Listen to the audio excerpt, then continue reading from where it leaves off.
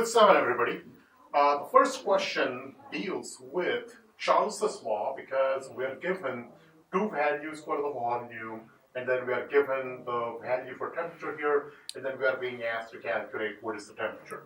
So, as I said, read the question carefully, look at what is given, arrange that information, make sure to convert the liters if needed. Of course, convert your temperature to Kelvin.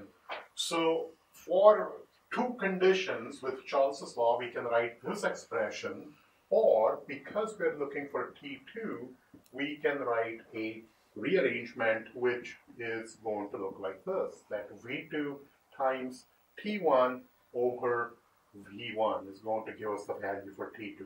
So if we substitute then appropriately, and again, don't make the mistake of having the wrong number in the wrong place because that can give you an incorrect answer here.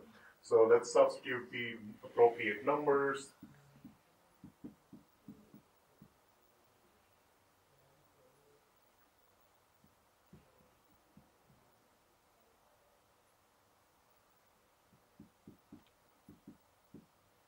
And you'll notice our units cancel, liters, liters.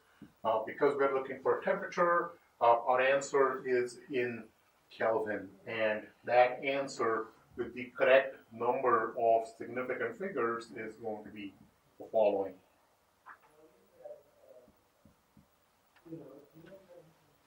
So this answer, if you look, is much larger than the original temperature. And of course, you could think about it this way, that is this correct or not? That quick check is going to be the fact that we started out with a very small volume and the volume increased quite a bit.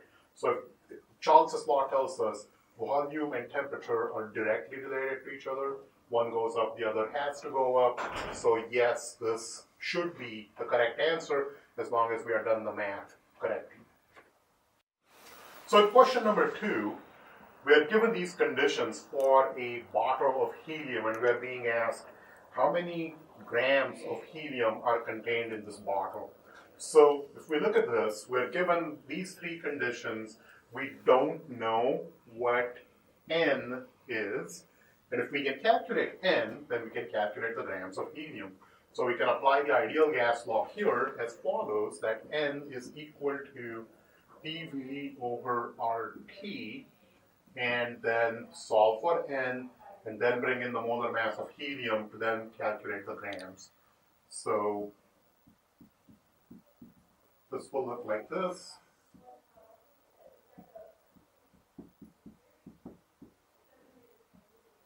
Don't forget the value of R is the following with the appropriate units.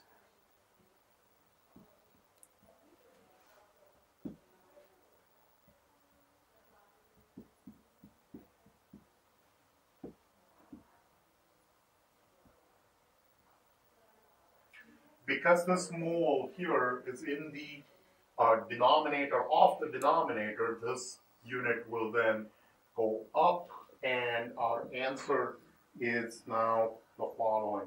Do not round up or down here.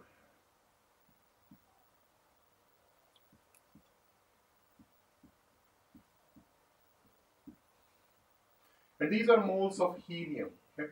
So from these moles, we want to convert to grams. So we can bring in the molar mass of helium, which we can look up.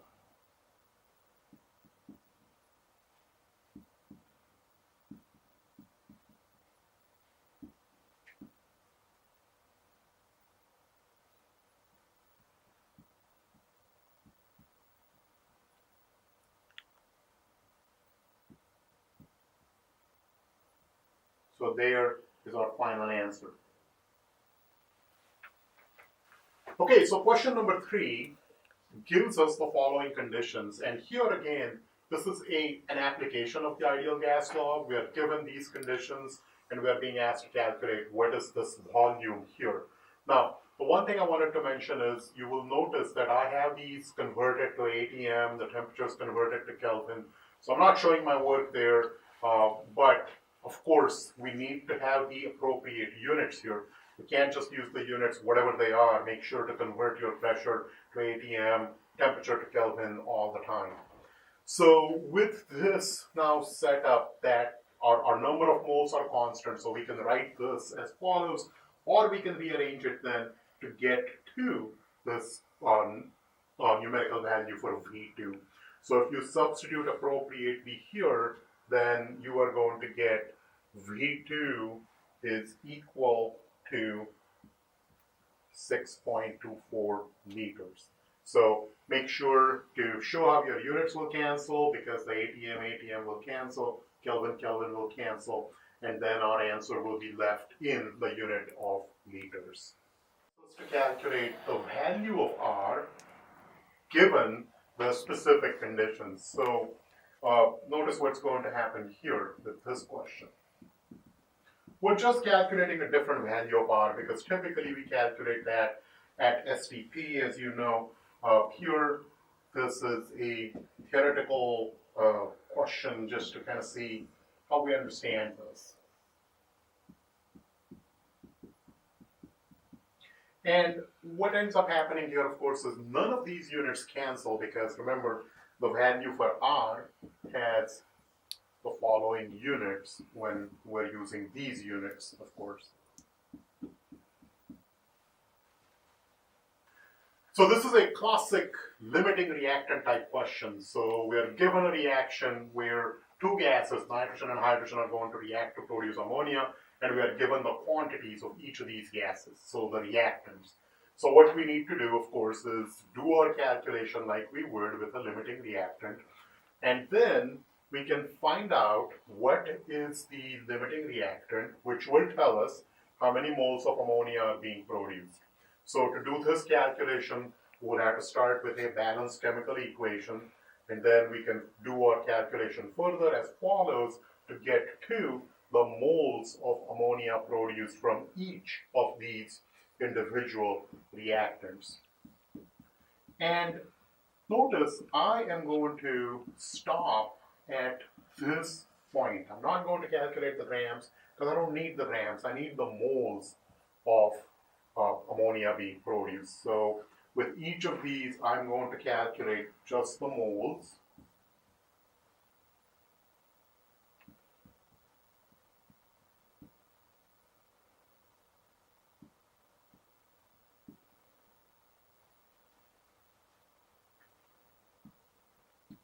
My mole to mole ratio is the following for the hydrogen.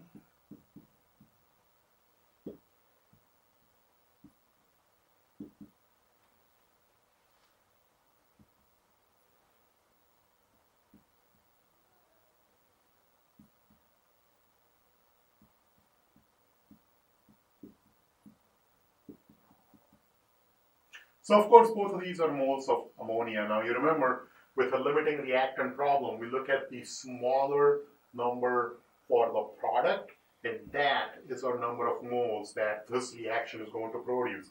This number does not help us at all in our calculation that we're going to do next, which is going to be calculating the volume, now utilizing the ideal gas law.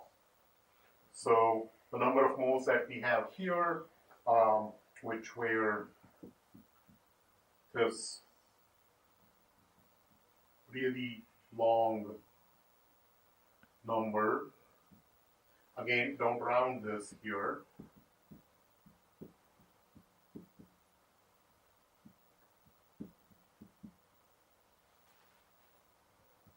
And since this reaction is being done at 100 degrees Celsius, we'll have to convert that to Kelvin. Thankfully, the pressure is just 1 atm. Don't need to convert anything there. Here's how our units will cancel.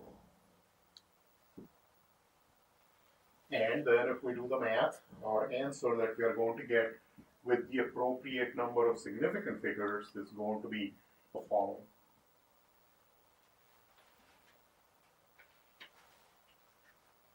We're going to have to utilize this rearrangement of the ideal gas law, which allows us to calculate the molar mass if we know the density in the appropriate units, and then we are asked to find out which one is this gas sample. Is it SO2 or is it SO3? So the first thing that we're going to have to do is calculate our density in grams per liter. So you have to convert your milligrams to grams and then your volume from milliliters to liters. And if you do this correctly, the density that you will get will look like this. And now we can substitute this number here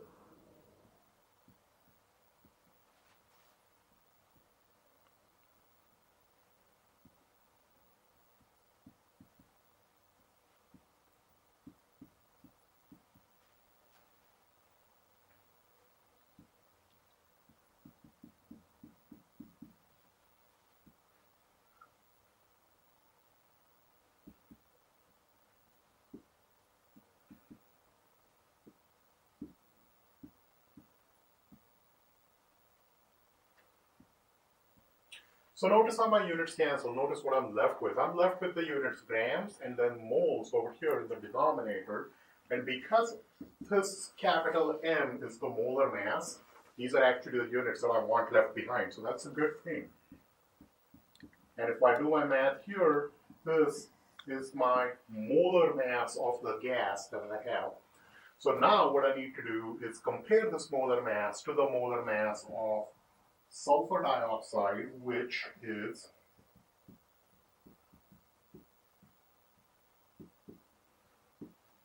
and then sulfur trioxide, which is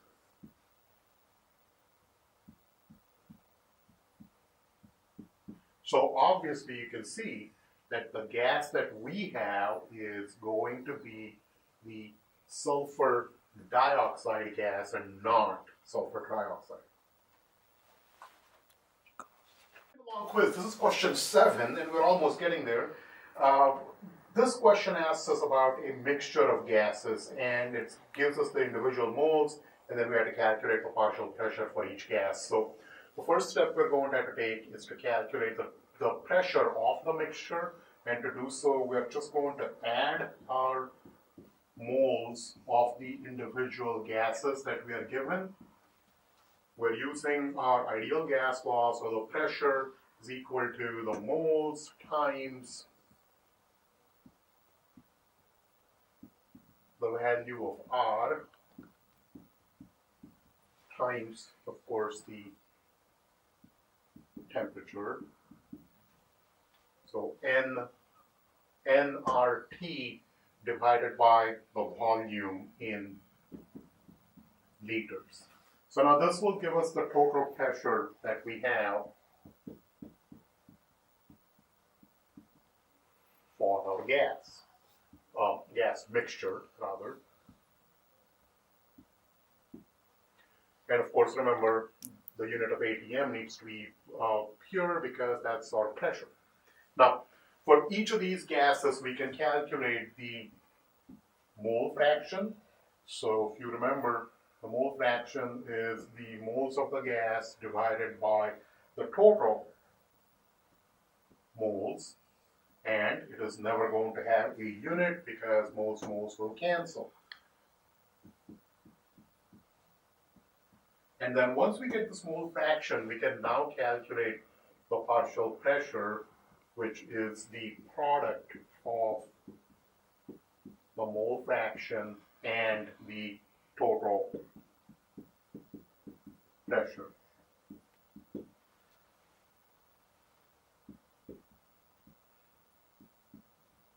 Now here, make sure to write your answer in the proper number of significant figures, which should only be 3 at this time. We can also do the same with the argon. You can also use this mathematical step that I've shown you, because the mole fractions have to add up to equal to 1. So 1 minus this mole fraction will give us the mole fraction of argon.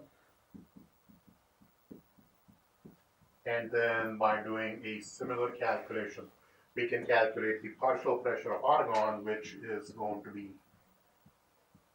the following. So here with this question, you have to calculate the total pressure first by adding these moles and then substituting in the ideal gas law, and then you could calculate the mole fraction of each of these gases and then their partial pressures. So for this last question, we have to calculate the URMS of a sample of chlorine gas and realize chlorine is Cl2, so you got to look up the appropriate molar mass of chlorine and then multiply it by 2 to get to this number, which is in the unit of grams per mole, which needs to be converted to kilograms per mole. This is the only thing that you have to watch out for here. And then you can substitute in this formula here to use. And one other thing, remember the value of R that we have to use here, right? Which is the other value of R, which is 8.314.